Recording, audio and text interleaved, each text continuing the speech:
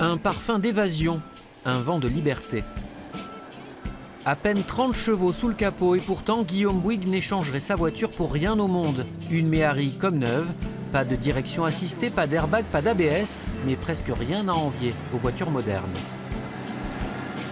Il faut quand même s'adapter un petit peu sur les distances de freinage, les capacités d'accélération ne sont pas les mêmes, mais après on prend vite le coup, oui. Un concentré d'enfance, souvenir de promenade dans la Méhari de son oncle, une voiture de plage, carrosserie tout en plastique, esthétique inoxydable. Elle apporte beaucoup de joie de vivre, en fait, de simplicité, parce qu'avoir une Méhari là sur le bassin, ça permet d'aller à la plage facilement, ça permet de rentrer dans la voiture, les pieds dans le sable, ça ne pose aucun problème et c'est une sorte d'évasion en fait, c'est un jouet. C'est en mai 68 que Citroën a présenté son modèle Passepartout.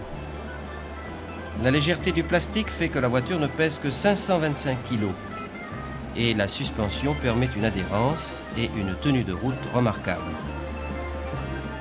Les familles et même l'armée ont été séduites. La production a cessé en 1987, mais des passionnés continuent de faire vivre ce patrimoine. Toujours forcer un petit peu, ouais, c'est bon. Dans son atelier près d'Arcachon, Frédéric Lapouge a déjà restauré une bonne vingtaine de Méhari. La production n'a été que de 140 000 exemplaires, ce qui est vraiment une production infime par rapport ne serait-ce qu'à la 2 chevaux qui a été construite à 5 millions d'exemplaires. Et donc la Méhari est devenue très rare aujourd'hui et c'est difficile d'en trouver. Ce qui fait qu'aujourd'hui, pour avoir une voiture dans l'état de celle que vous voyez chez moi, il faut compter un minimum de 15 000 €. Une vraie star sur le bassin, une icône 70s qu'il est désormais possible de louer pour 115 € par jour. Touriste québécois, Paul-André Laberge a vite succombé au charme folklorique de ses vacances à la française. Quand on arrive ici et qu'on voit ça se promener un peu partout, on se dit « hop, j'en veux une ». Alors, on en veut une, mais il y a une chance qu'on peut la louer, parce que c'est pas la peine d'en acheter une pour un mois, parce que ça vaut relativement cher, ça.